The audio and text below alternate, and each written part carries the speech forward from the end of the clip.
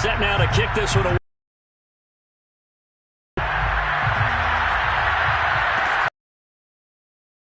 Zone. Here comes Agnew.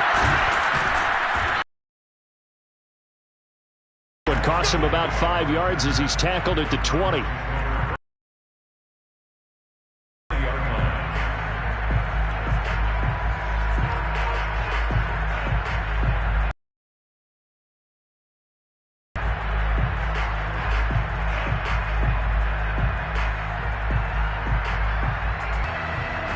The Browns drive about to get started.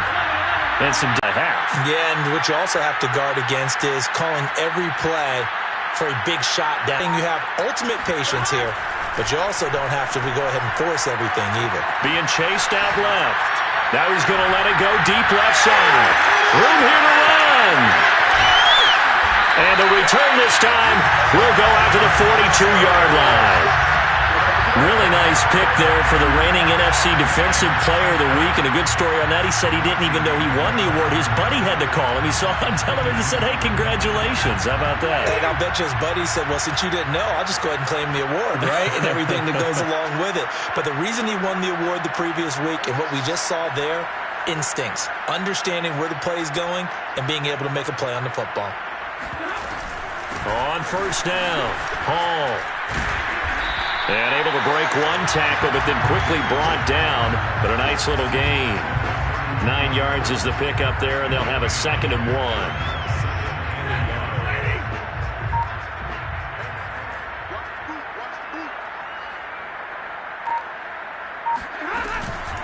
They run the counter.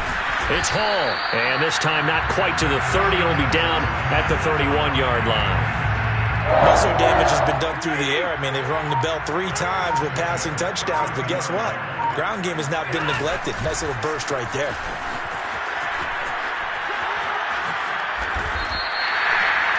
Well, as we've learned over the years, just because a guy plays left tackle doesn't mean he doesn't have run blocking abilities, and we just saw it there. Controlled the line of scrimmage, created a big gain.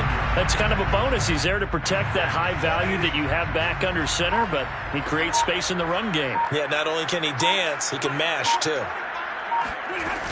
They'll run on first down. Hall. And he's going to push his way down to about the 12. A solid run on first down. Gain of 7 leaves him with a 2nd and 3. And there we saw one of the downsides of blitzing during a rundown, because sometimes you get out of your gaps. You don't fit the run quite as well because you're headed towards the ball carrier with abandon.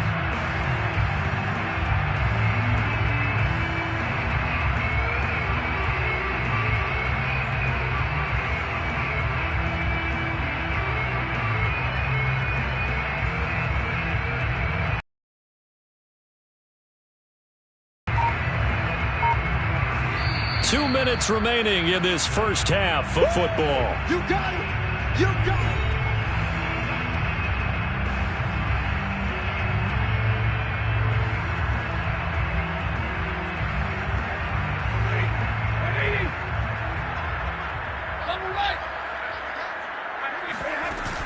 On second down now, it's Hall, and he is met in his tracks behind the line of scrimmage. It'll be a loss of a couple on the play, so now third down coming up. And that's what I'd like to see out of this defense, a little fire, a little toughness. It hasn't been the best first half for them, but they did do a nice job there, forcing a loss on that play. Open man, Arcega-Whiteside. And boy, he is very close to a first down, but from where they're spotting that football, he's going to be a foot or so short. Give him a gain of 5 on the completion, and that's going to make it fourth down.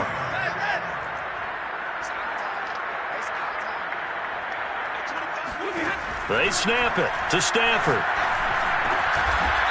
Going right side here, and that's complete. And the Vikings are going to have first and goal as they try to finish off this drive with 6 points. A chance to really cap off a big first half here as they come up on first and goal. They'll try to run this one in. And he is going to lose yardage here. It's a loss of a yard there, and now second down. And with just 4 seconds left in this first half, a timeout call. And they line up now for what will likely be the last play of the first half.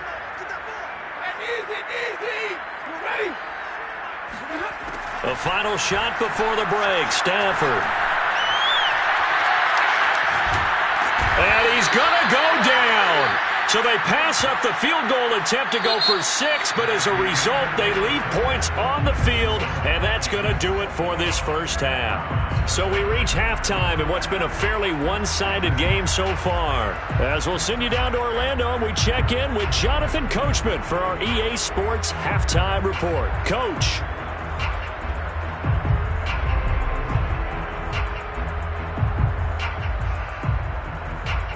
All right, Coach, thank you, and we welcome everyone back for quarter number 3.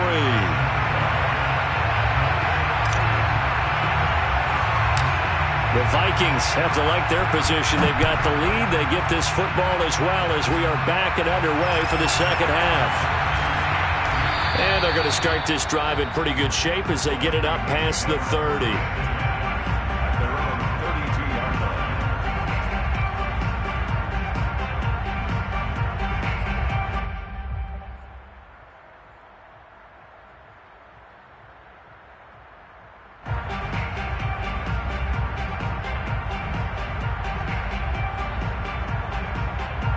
The Minnesota offense about ready to get this next drive underway.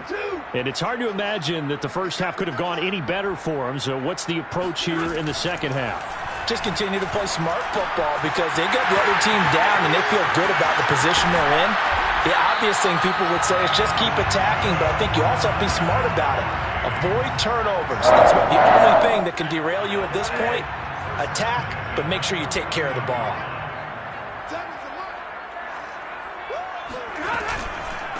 On first down, Hall. And he's going to take this across the 50 into Browns territory. It's a 6-yard pickup, and it gets him to 2nd and 4. And there's a run to be happy with. Good, solid yardage. He'll take that anytime you hand the ball to a back.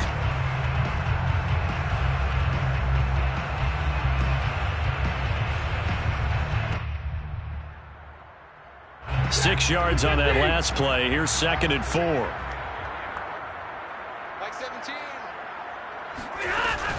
They'll keep it on the ground. It's Hall. Trucks over him. And he's going to get this down near the 30-yard line. 46 yards on the ground for him now on 9 carries. Sometimes it's hard to believe, but there are times this game is about patience, isn't it?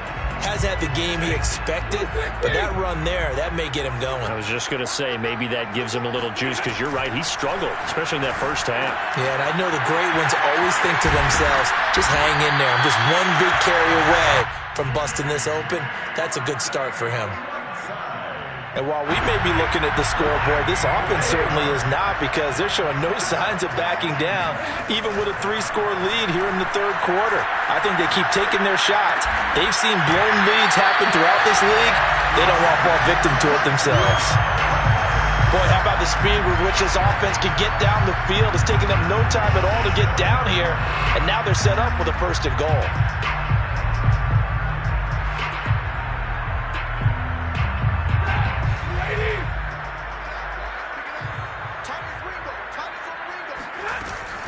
They'll try and run for it on 1st and goal. And he'll get into the end zone. Touchdown, Minnesota. The Vikings find a way to stretch their lead. And while no one on the offensive line will get the 6 points next to their name, they should be credited with this one. Tremendous blocking to get the runner into the end zone.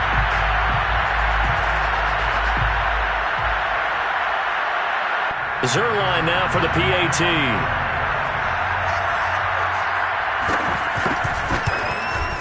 It's good, and they stretch their lead to 28-0 now.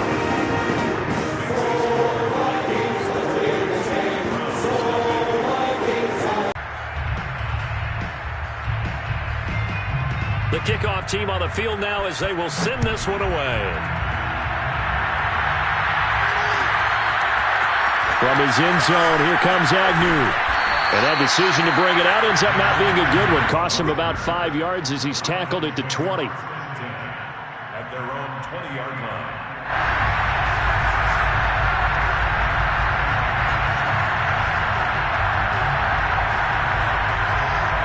The Browns drive about to get started. And last time, one play interception. So this offense, they should be fresh. That's a good way of putting it.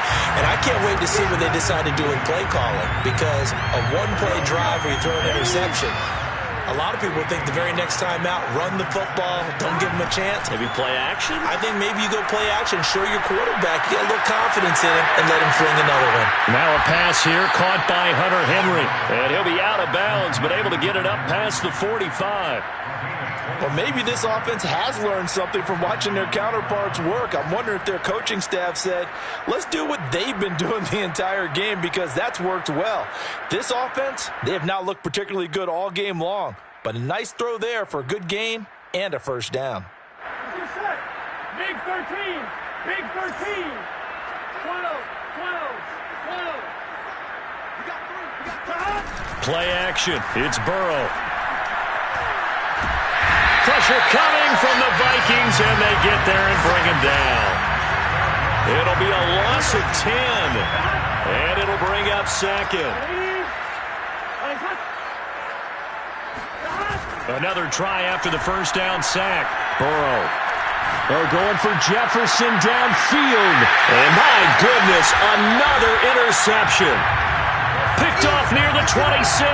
And you have to wonder, Charles, a game like this, 5 interceptions, what does this do to the psyche of a young quarterback? Well, based on the fact that he's still out there and he threw a 5th interception, I'm wondering if his head coach believes that he's really strong mentally and wants him to play through it. Because otherwise, you need to get him out and fight another day, because this could leave lasting damage if he keeps throwing interceptions. And they get him down, but not before he takes it across the 40-yard line. 68 yards rushing for him now as he's run it 11 times. Although his reputation as a speedy runner precedes him, it's always fun to watch him work. It is eye-opening, isn't it? Because when you see him get the ball and just go, in addition to that speed, it helps out his blockers. They don't have to hold blocks for long because he's just going to speed right past them. Give him 3 on first down. It'll set up a 2nd and 7. A shotgun snap for Stafford. Escaping the pressure right. And he will slide to a stop. He does have the first down. That's something we have not seen him do to this point. That's take the ball, tuck it, and run. Exactly right. His first carry of the game. I guess he picked a good time to do it. He certainly did. Not only did he have the element of surprise, he's making sure he's judicious in taking off. And nothing doing. He's immediately taken down at the line of scrimmage. No gain on the play there. 2nd down.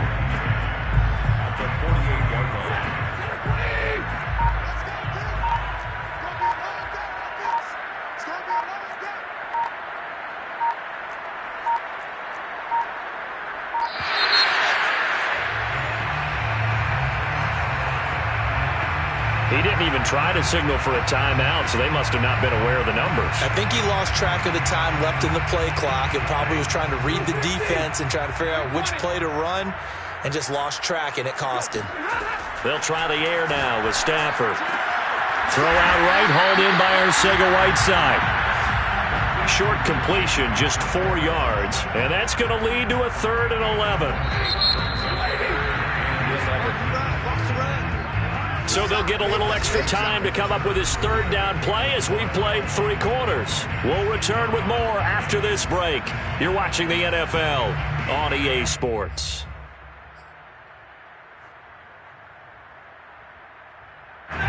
It looks like a nickel set now for the Browns on 3rd down.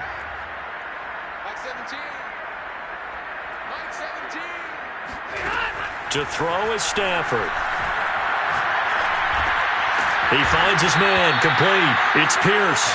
And they're going to mark him down short, maybe by about a yard, if that. They'll get 10 there, but it leaves him just short for 4th down.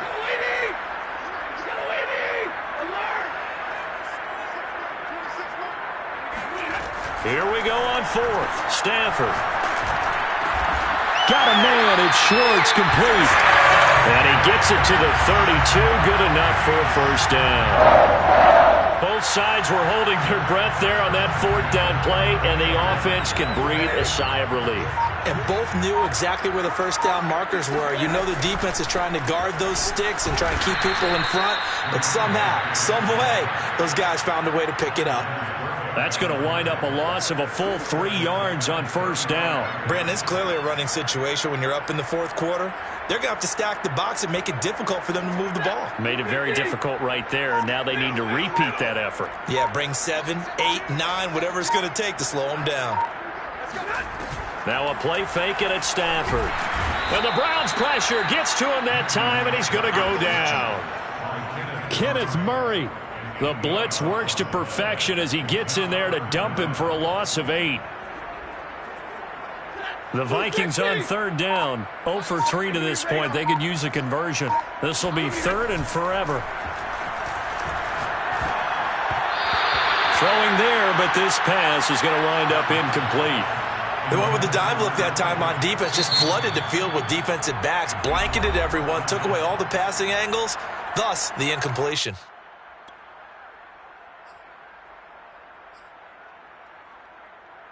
Here's Johnny Hekker now as he'll punt it away for the second time.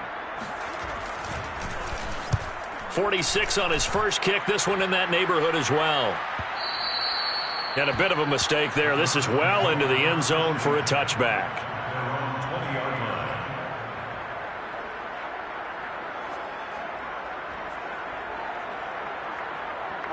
The Browns drive about to get started. And let's face it, this drive is not going to have any bearing on this game, but it's kind of important for one reason, isn't it? It certainly is. You got to get points. And, okay, all right, I'm being facetious here. But you get points, you feel a little bit better about yourself as you move on to the next one. Another throw there off the mark, and obviously he's battled all of the interceptions. Things just haven't been true to form for him. I don't know. What do you think's going on out there, CD? That's a great question, and my suspicion is he's been coached really well to not show that he's having a problem. You know, they always tell you no matter what, you keep throwing the football with confidence. Well, we're not seeing a confident thrower right now. He's off balance. The passing game. And now here's another interception. Picked off near the 44. And they'll start with great field position at the 41-yard line.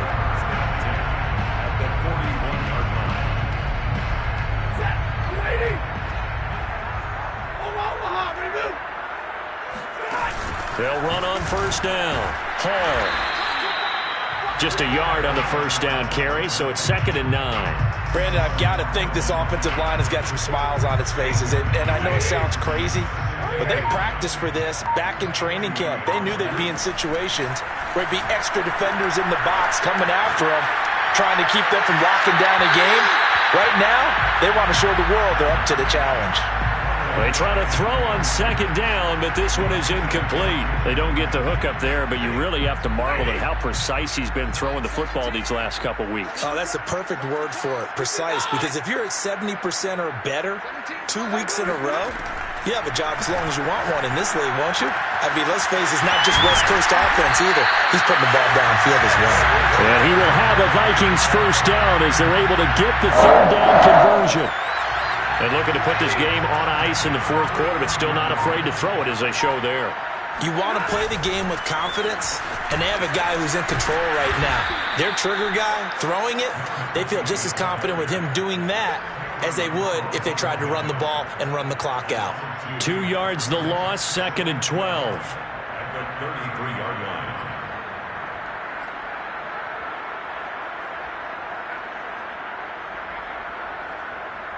They don't need to run another play here before the 2-minute warning. Let's see if they do it anyway.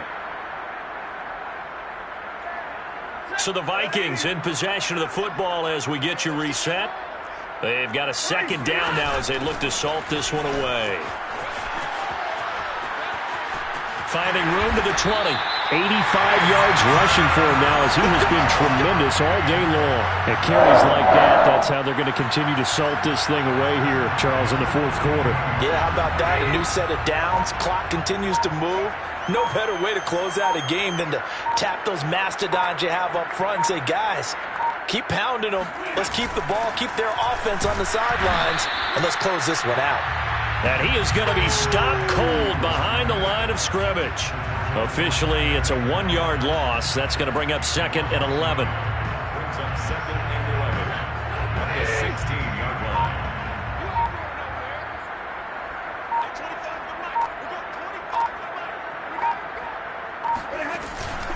They run the counter. It's Hall. Give him 5 on the carry there, and it'll set up a 3rd down. But you got to give kudos to your offensive line and the guy carrying the ball because they were in a 2nd and long situation. It seemed pretty dire, but they brought it back to 3rd and manageable with that run. 60.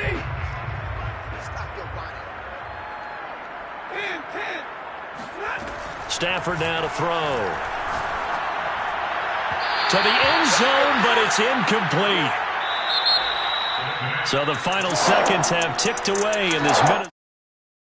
This was truly a total team effort, Charles, on both sides of the ball. But they absolutely pitched a shutout. They moved the ball up and down the field. So you got to like what you saw. What do they call that? A total team. So for Minnesota, that early momentum continues here as they move to 4-0. And Cleveland, they'll drop down to 1-3. And they will try to get back in the swing of things next week on the road.